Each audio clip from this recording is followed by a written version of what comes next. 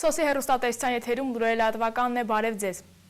Սյունիքի մարզի ընդհանուր իրավասության դատարանում այսօր շարունակվեց Կապանի բնակիչ Գրիգոր Պապյանի սպանության գործով դատական նիստը, որի ընթացքում իրենց ցուցմունքներով հանդես եկան վկանները։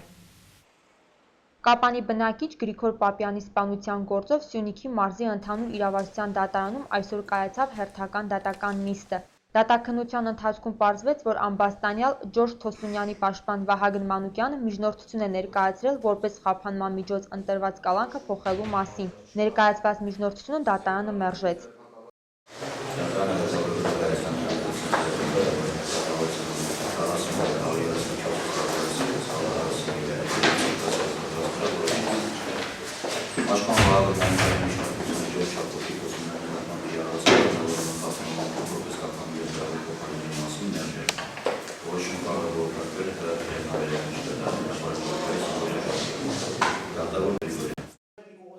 Նիստին ներկայացած վկա Դավիթ Դավթյանը ցանկություն հայտնեց դատարանի դահլիճում ցուցմունք տալ իր փաստաբանի ներկայությամբ, որը հիվանդանոցում գտնվելու պատճառով չէր կարողացել ներկայանալ։ Դատավարության կողմերի համաձայնությամբ դատավորը որոշեց բավարարել վկայի պահանջը։ Գործով որպես վկա ներգրաված Արշամ Աթայանը հանդես եկավ հայտարարությամբ, վերջինս Քաջարյանի անձնագրային խմբի պետն է։ Հայտարարության մեջ վկան նշում է, որ ցանկանում է փոխել նախաքննության ընթացքում տված ցուցմունքը։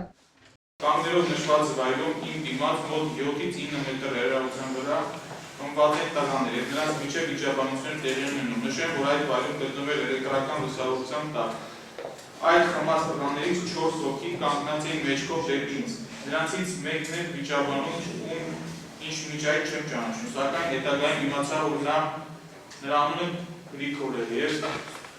հենց նրան են սպանել։ Դատարանի դահլիճում հնչեցրած ցուցմունքում նա պնդեց, որ այդ օրը դեպքի վայրում չի եղել, ինչպես վկան է նշում, որևէ ճնշման չի ենթարկվել, սակայն թե ինչ հանգամանքների բերումով է նախաքննության ընթացքում այդպիսի ցուցմունքով հանդես եկել, այդպես էլ հստակ պարզաբանում չտրվեց։ Դատական նիստի հետագա ընթացքի մասին կտեղեկացնենք լուրերի հետագա թողարկումներում։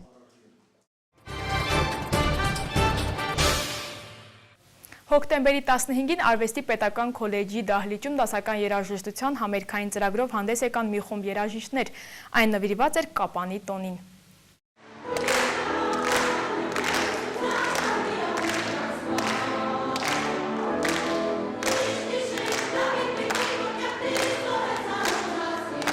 Կապանի տոնի առթիվ դասական երաժշտության համերգային ծրագիր էին պատրաստել երաժշտական դպրոցի և Արվեստի պետական քոլեջի շնորհալի սաներն ու մանկավարժները։ Հնչեցին հայրենասիրական երգերի շարան, Յոհան Սեբաստիան Բախ, Ֆրեդերիկ Շոպեն, Ալեքսանդր Ալիաբեվ, Առնո Բաբաջանյան և այլ հանրաճանաչ երգեր։ Տարբեր կատարումներով հանդես եկան երաժշտական դպրոցների դասատուներ և աշակերտներ։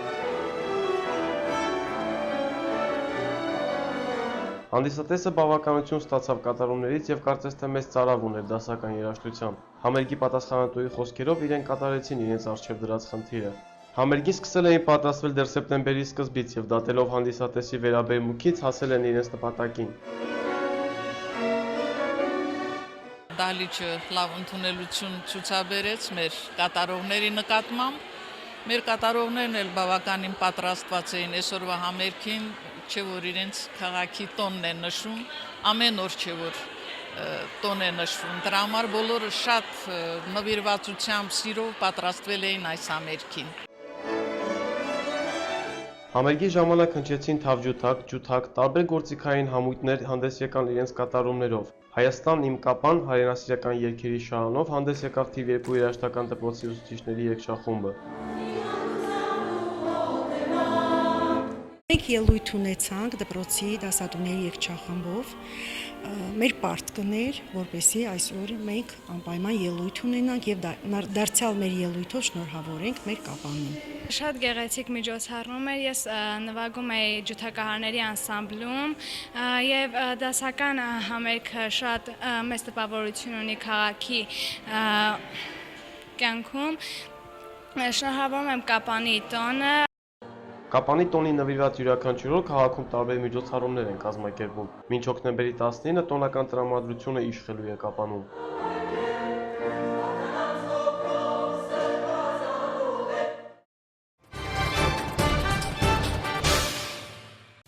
կապանցի նկարիչները մեկ հարկի տակ էին համախմբվել։ Քաղաքի տոնի շրջանակներում կազմակերպված ցուցահանդեսը պատեհ առիթ էր ընձեռել գեղանկարիչներին հանրությանը ներկայացնելու իրենց ստեղծագործությունները։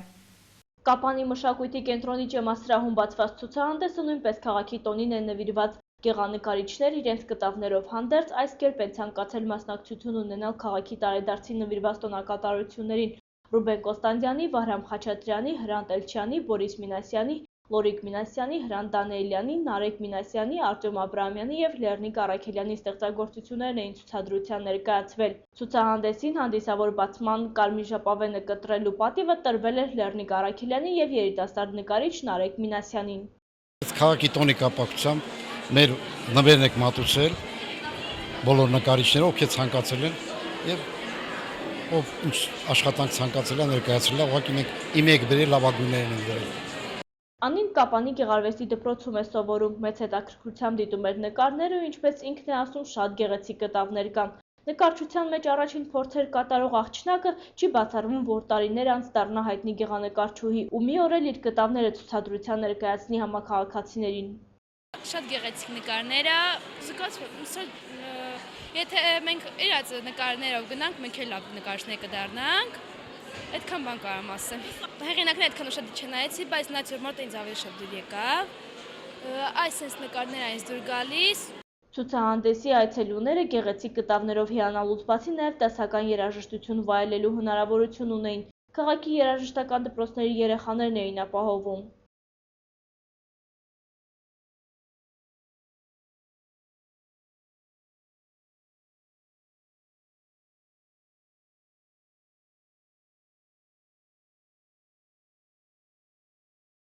Կան հետաքրքիր նկարներ, ունենք շատ հետաքրքիր նկարիչներ, ընդհանուր որ այսպես նայում ենք, ամեն մեկն ունել իր ուրույն ոճը, այսպես ասած, մի խոսքով ինձ կարելի ասել բոլոր նկարիչներից կան նկարներ, որոնք դուր եկավ, չեմ ասի բոլորը, բայց կան նկարներ, որոնք իրոք շատ դուր եկան և շատ տպավորիչ էին։ Ցուցահանդեսը որևէ խորագիր չէր կրում ու նկարներն էլ բազմաբովանդակ էին։ Գորհայքում քաղաքի տոնի նախապատրաստվելը ավանդույթ է դարձել։ Գյուղացիների համար տոնը կարոտի դրսևորում է հայրենի բնակավայրի ճաշատեսակների և ավանդույթների հանդեպ։ Այդ օրը սեղանները լիքն է լինում բերք ու բարիքով։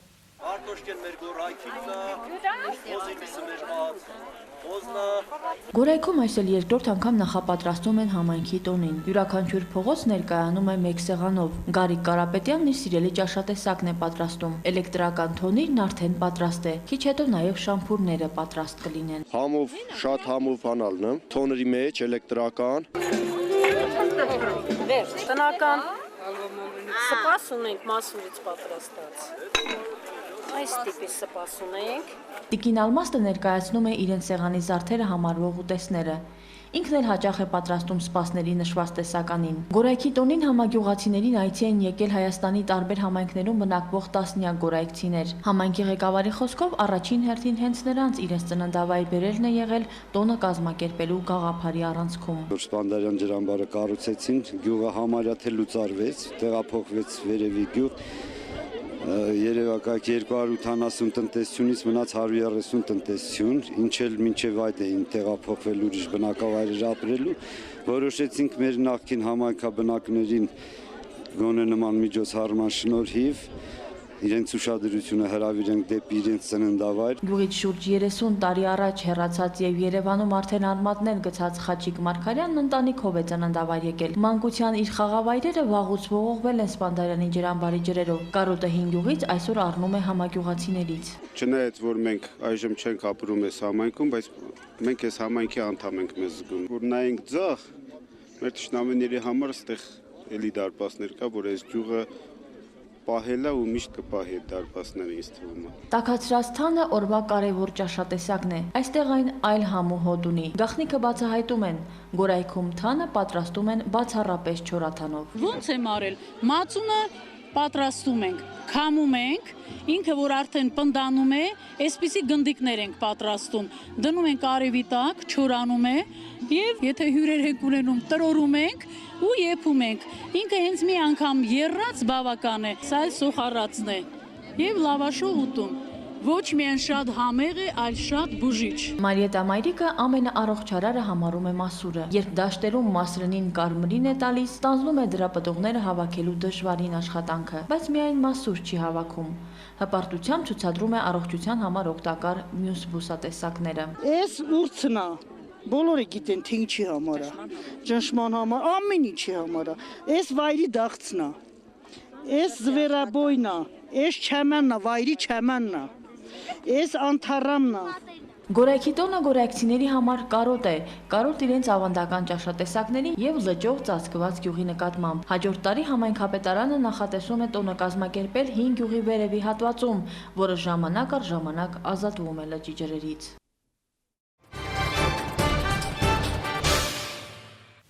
Այսօր հայ մամուլի օրն է, որը Հայաստանի Հանրապետությունը պաշտոնապես նշում է 2004 թվականից, տոնը ավելի քան 200 տարվա նախապատմություն ունի։ 1794 թվականի հոկտեմբերի 16-ին Հնդկաստանի Մադրաս քաղաքում լույս է տեսնում առաջին հայկական տպագիր պարբերականը Մադրասը և այդ օրը ազգային մամուլի մեծարման առիթ է դարձել։ Սոսի հեռուստատեսությունը շնորհավորում է բոլոր գործընկերներին և մաղթում ստեղծագործական հաջողություններ։ Կիրովսկիի դատարանը ուժի մեջ է թողել Ալեքսեյ Նավալնիի դատավճիռը։ ԱՄՆ-ում դեմոկրատները և հանրապետականները առայժմ փոխզիջման չեն հասել։ Առաջարկում եմ ծանոթանալ միջազգային լուրերին։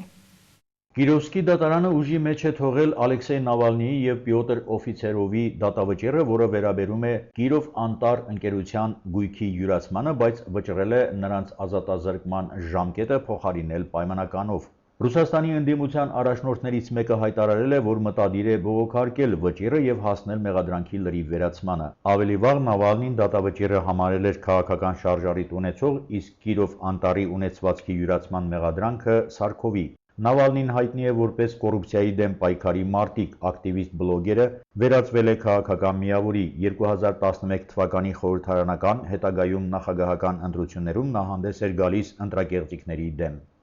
ԱՄՆ կոնգրեսի ներկայացուցիչների պալատում քվեարկությունը ֆինանսավորման դադարեցման առիթով չի կայացել։ Այժմ հանրապետականների և դեմոկրատների բանակցությունները տեղափոխվում են Սենատ, բայց բյուջեի, պարտքի, առաստաղի և կառավարության ֆինանսավորման հարցերով փոխզիջման հասնելու համար ժամանակ գործնականում չի մնում։ Արդեն 5 շաբթի կարող է վրա հասնել պարտքային պարտավորությունների դեֆոլտը։ Հանրապետականների ներկայացրած օրինագիծը նախատեսում էր լիազորություններով օժտել ֆինանսների նախարարությունը, որը կօգներ վերացնելու դեֆոլտի սպառնալիքը։ Իրենց հերթին դեմոկրատները հույս ունեն փոխզիջման հասնել առաջիկա ժամերին։ Այս ժամի համար այսքանը, ես ձեզ հրաժեշտ եմ տալիս։